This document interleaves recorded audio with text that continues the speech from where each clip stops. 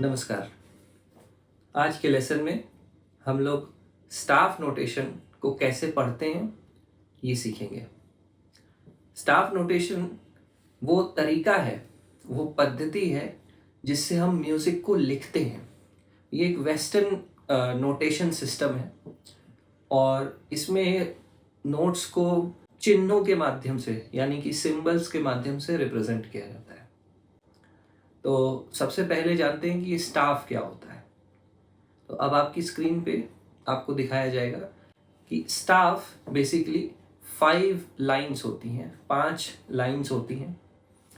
इन lines को और इनके बीच का जो स्पेस होता है यानी इनके ऊपर और इनके नीचे जो स्पेस होगा इन 5 लाइंस के बीच में, ये भी नोट्स हैं और ये लाइन भी खुद में अपने आप में स्वर यानी कि नोट्स हैं। इसको बहुत आसानी से आप याद कर सकते हैं कि कौन सा नोट किस लाइन पे, मैं इसको भी बताऊंगा। तो अभी हम लोग बेसिक स्ट्रक्चर समझ रहे हैं कि स्टाफ नोटेशन में क्या क्या चीज़ें हैं जिनको हमें समझना है। तो सबसे पहली हो गई ये स्टाफ यानी कि जो लाइंस आपको दिख रही है और इनके बीच का स्पेस। मैंने आपको बता दिया लाइंस जो है वो भी नोट है, स्वर है, और जो इनके बीच ऊपर नीचे का जो स्पेस है ये भी स्वर है। अब आपको दूसरा चीज़ स्क्रीन पे दिखाया जाएगा जिसको हम लोग बोलते हैं कि यह क्लेफ है, ट्रेबल क्लेफ। वायलिन के मामले में हम लोग ट्रेबल क्लेफ यूज़ करते हैं क्योंकि ये वायलिन में स्टाफ नोटेशन को रीड करने का हम लोग बात समझ रहे हैं। तो इसलिए पियानो और गिटार और किसी और इंस्ट्रूमेंट के बारे में मैं यहाँ बात नहीं कर रहा हूँ, सिर्फ वायलिन के बारे में बात कर रहा हूँ।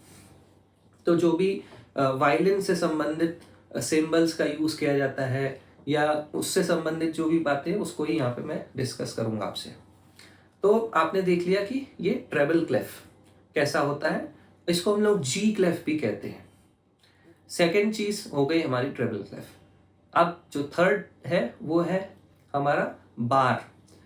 ये जो बार है ये बेसिकली एक लाइन होती है, स्ट्रेट लाइन होती है जो एक सर्टेन अमाउंट ऑफ स्पेस को यानी कि जगह को डिवाइड करती है स्टाफ नोटेशन में।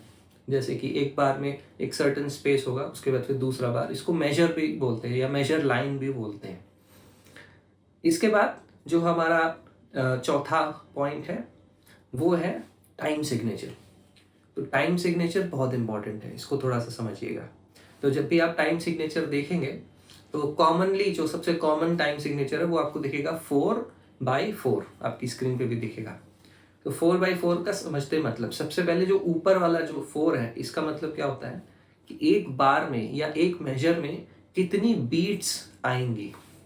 तो जब 4 लिखा है तो इसका मतलब कि 1 2 3 4, और उसके बाद फिर से ये वापस रीसेट होके नेक्स्ट बार पे चला जाएगा और उसका मतलब होगा फिर 1 2 3 4। ठीक है, तो ये हो गया ऊपर वाले नंबर का मतलब यानी कितनी बीट्स आ रही हैं। अब इसमें ये भी हो सकता है जैसे 2/4, आपको इसके अलावा 4/4 के अलावा जो दिखेगा वो 2/4 दिखेगा। तो इसका मतलब क्या हुआ, एक बार में अब सिर्फ 2 बीट्स आ रही है यानी 1 2, उसके दूसरा बार आएगा तो फिर 1 2।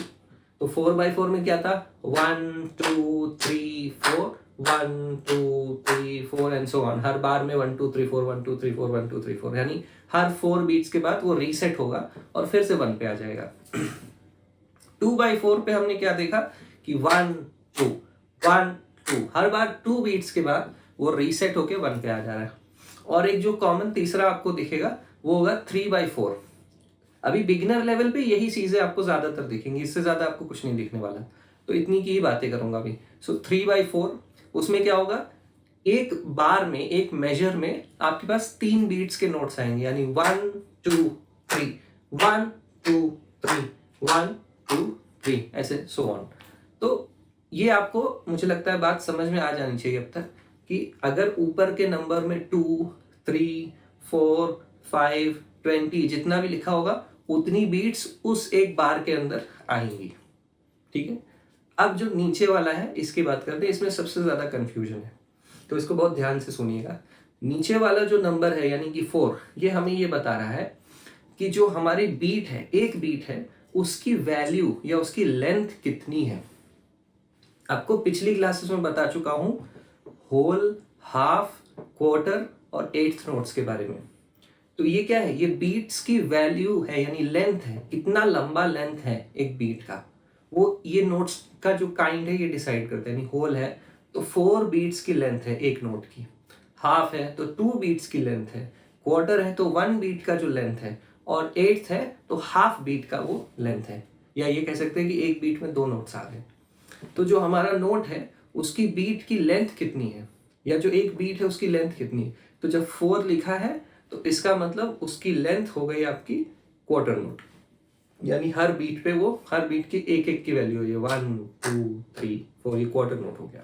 अगर यहाँ पे 2 आ गया तो इसका मतलब है अब ये जो बीट वैल्यू है वो हाफ नोट के बराबर होगी। हाफ नोट की लेंथ क्या होती है, 2 बीट्स के बराबर, 1 2। तो आप देखिए क्लैप कितनी हो रही है, एक एक नोट पे कितनी क्लैप हो रही है, 2 बार क्लैप हो रही है, 1 फिर उसके बाद 2, इस तरह से 1 2। तो ये जो लेंथ है एक एक नोट की जो लेंथ है वो कितनी हो गई, 2 बीट्स, तो इसलिए वहां पे 2 लिखे, नीचे 2 लिख के आ गया। तो ये ऊपर वाले पे, और अगर मान लीजिए वहां पे 8 है, नीचे अगर 8 लिख के आ गया 8/4, तो मतलब ये हुआ इसका कि एक बार में 4 बीट्स होंगी और एक एक बीट की जो वैल्यू होगी वो हाफ बीट की वैल्यू होगी, यानी 8th नोट्स की वैल्यू होगी। तो वो क्या होगा, 1 2 1 2 1 2 1 2, ऐसा। तो नीचे वाला आपका जल्दी से चेंज नहीं होता, वो ज्यादातर 4 पे ही रहेगा। जो भी चेंज होंगे ज्यादातर चेंजेस आपके ऊपर वाले पे होंगे। बहुत अगर चेंज हो गया तो 6/8 पे चेंज हो गया, बिगिनर लेवल की बात कर रहा हूँ। इंटरमीडिएट पे और उसके आगे तो चेंज हो भी सकता है। अब इसके आगे बढ़ते हैं कि जो नोट्स हैं वो क्या है और कहाँ पे आ रहे हैं। तो ये बहुत इंपॉर्टेंट है, और मैं आपको वायलिन पे बजा के भी दिखा दूंगा उसको, ताकि आपको और अच्छे से समझ में आ जाए, उसको आप इंटरप्रेट कर पाए। तो सबसे पहले जो लाइन है हमारी, 5 लाइन्स आपको दिख रही हैं, इसमें जो सबसे नीचे वाली लाइन है, सबसे नीचे वाली, ये फर्स्ट लाइन होगी हमारी, इस पे आएगा नोट ई। इसका एक फॉर्मूला है वो भी आपको बताऊंगा। फिर जो सेकेंड लाइन होगी उस पर नोट आएगा हमारा जी। थर्ड लाइन है उस पर नोट आएगा बी। बी को याद कर लीजिए तो आपको बाकी कुछ जो नोट्स हैं उसके आसपास के याद होंगे। बीच वाला जो लाइन होता है थर्ड लाइन, वो बी नोट का होता है। इसके बाद आपका जो फोर्थ लाइन है वो है हमारा डी, और जो सबसे ऊपर वाला लाइन है फिफ्थ लाइन वो है हमारा एफ। ठीक है, तो अभी एक बार इन नोट्स को मैं जरा वायलिन पे आपको बजा के सुना रहा हूँ, ध्यान से सुनिएगा। सबसे जो बॉटम की लाइन है, सबसे पहली लाइन, उसका नोट क्या है हमारा ई। सो वो ये ई कौन सा है, डी स्ट्रिंग जो हमारी है, ये जो डी स्ट्रिंग है हमारी, इस पे जो फर्स्ट फिंगर रखते हैं तो ई मिलता है आपको। मैंने ये सब बता रखा है पहले भी, तो वो वीडियोस देख के आइए तो आपको ज्यादा अच्छे से समझ में आएगा। तो ये डी है, तो इस पे हम लोग फर्स्ट फिंगर रखेंगे तो ई मिलेगा। तो यही वो लाइन है जो बॉटम की लाइन है, वो ये नोट है ई। ठीक है, इसके बाद हमारा जो सेकंड लाइन है वो है हमारा जी। तो इसी डी स्ट्रिंग पे थर्ड फिंगर जब आप रखोगे तो आपको ये जी मिल जाएगा। तो पहला नोट हमें जो लाइन से मिला वो क्या था, फर्स्ट लाइन ई, जो कि फर्स्ट फिंगर है डी स्ट्रिंग पे। फिर दूसरा जो लाइन है बॉटम से, उसमें हमें क्या मिला, जी नोट, जो कि थर्ड फिंगर है डी स्ट्रिंग पे। और अब इसके आगे जो थर्ड लाइन है यानी जो मिडिल लाइन है, उस पे हमें मिला ए स्ट्रिंग का फर्स्ट फिंगर यानी कि बी नोट। और इसके बाद आप देखिए कि जो फोर्थ लाइन आ रही है उस पे हमें क्या मिल रहा है, थर्ड फिंगर फिर से मिल रही है जो कि है डी।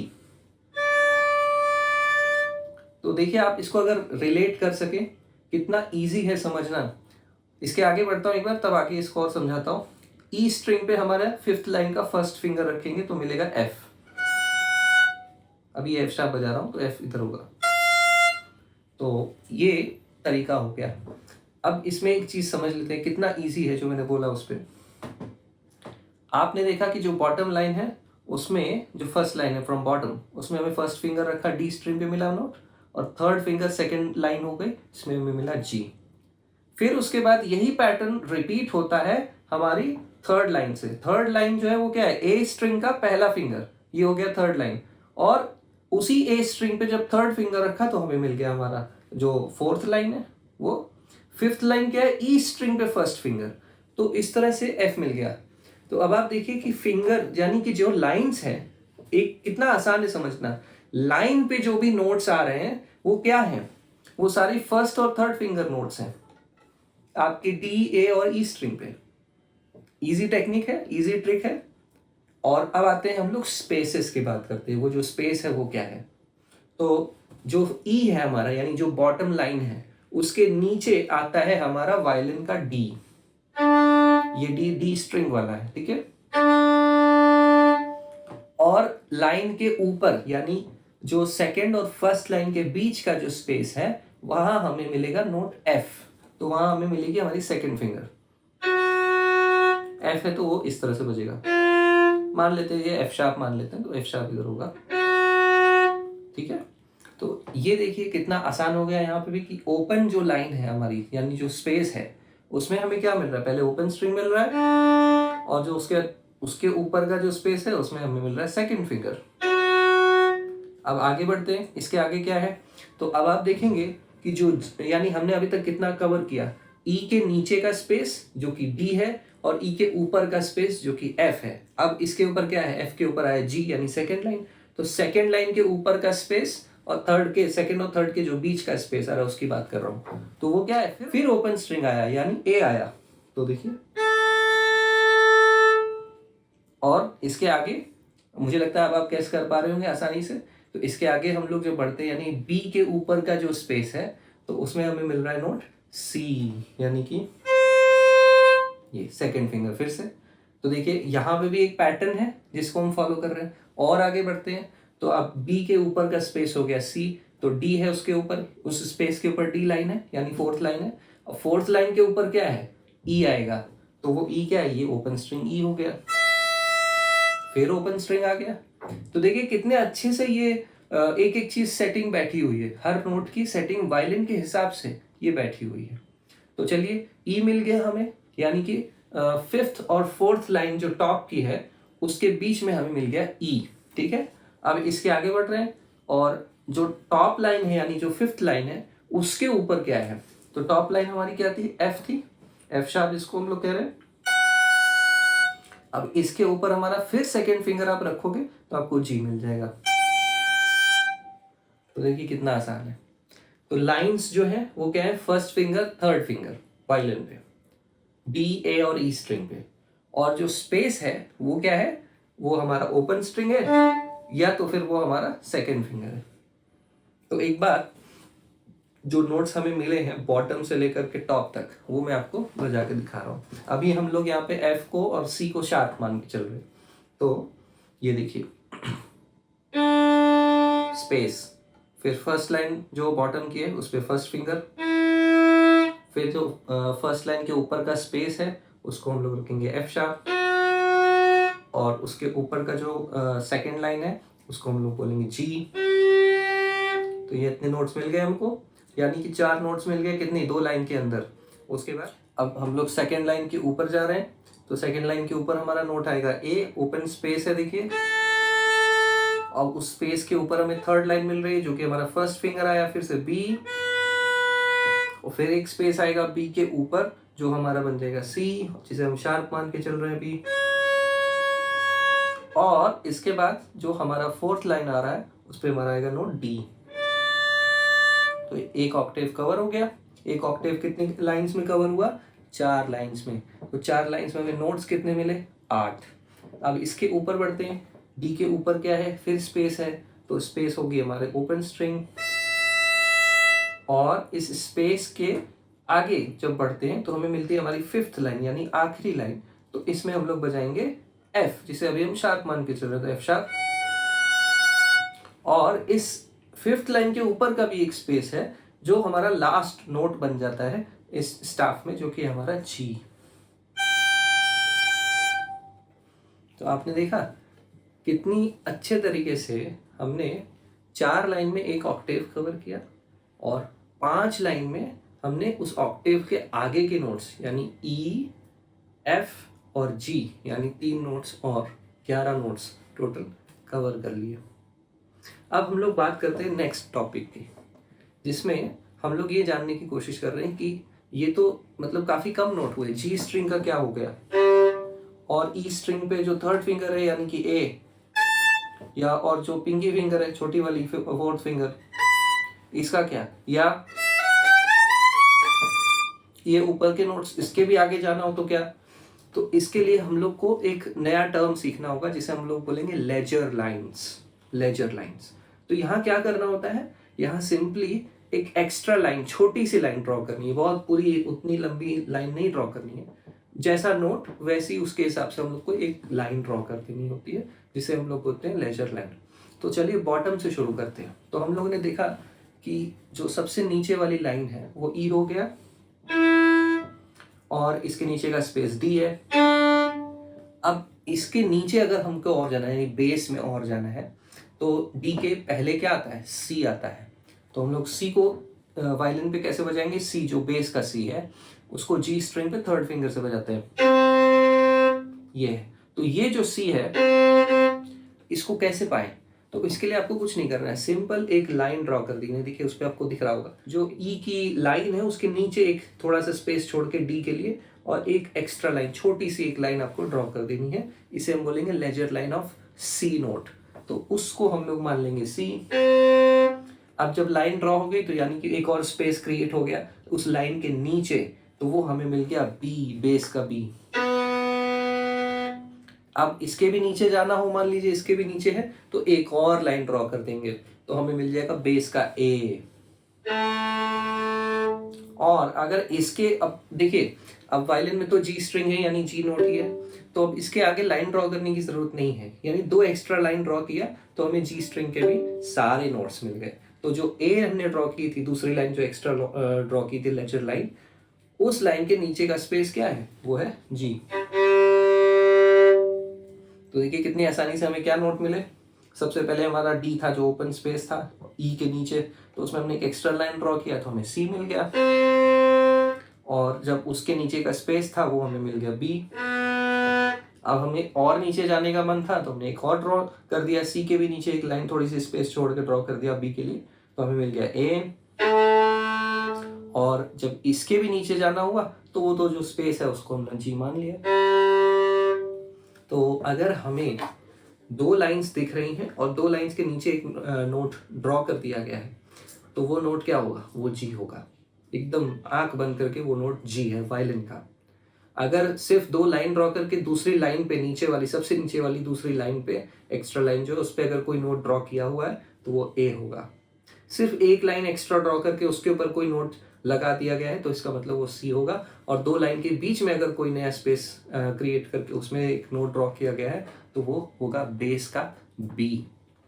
यहाँ तक आपको बेस का नोट्स समझ में आ गया होगा। अब आते हैं ट्रेबल के नोट्स पे, कि ये जो ट्रेबल का नोट्स है ये कैसे होगा। सेम प्रोसीजर है, बजाय नीचे के अब हम लोग ऊपर चलते हैं। तो जो सबसे टॉप लाइन है वो हमारा क्या है, एफ है, और या अभी फिलहाल एफ शार्प माना है तो एफ शार्प। तो अब इसके ऊपर का स्पेस था हमारा जी। अब हमको इसके भी ऊपर जाना है तो क्या करेंगे, एक लाइन, लेजर लाइन एक ड्रॉ कर देंगे उस जी की स्पेस को छोड़ते हुए, यानी कि जो यानी कि जो हमारा एफ शार्प है उसके ऊपर एक और लाइन ड्रॉ कर देंगे तो हमारा मिल जाएगा ए। तो थर्ड फिंगर। अब आप देखिए जब भी लाइन आ रही है तो उसमें या तो हमारा फर्स्ट फिंगर यूज हो रहा है या तो हमारा थर्ड फिंगर, यानी वो जो फॉर्मूला है लाइन का वो एकदम फिक्स बैठ रहा है फर्स्ट और थर्ड फिंगर पे। और जो स्पेस है वो या तो ओपन स्ट्रिंग बजेगा और या तो वो आपका सेकंड फिंगर यूज होगा। कितना आसान है इसको समझना। अभी इसमें आगे एक और टेक्निक जब मैं आपको ये छोटी फिंगर यूज करना सिखाऊंगा तो बताऊंगा, तो उसके लिए आगे के वीडियोस आपको देखने होंगे जब आएंगे। तो अभी एक एक्स्ट्रा लाइन ड्रॉ किया, हमें ए मिल गया, और जब थर्ड फिंगर, इसके बाद जो इसके ऊपर की जो स्पेस है वो बी है तो हमें बी मिल गया। तो इस तरह से आपको अगर और ऊपर जाना है, आपको और ऊपर जाना है, यानी सी चाहिए, सी शार्प चाहिए, या D6 चाहिए, हायर ऑक्टेव डी, या तो मतलब जितना आपको चाहिए उतना ड्रॉ करते जाइए, नए नए नोट्स बनते जाएंगे। पूरी लाइन नहीं ड्रॉ करते, छोटी छोटी लाइन ड्रॉ करते। तो स्टाफ नोटेशन प्रैक्टिस की चीज़ है। जैसे वायलिन आपको अगर बजाना है तो आपको प्रैक्टिस करना पड़ेगा तभी आपको आएगा। तो स्टाफ नोटेशन में भी आपको लिख लिख के प्रैक्टिस करनी पड़ेगी।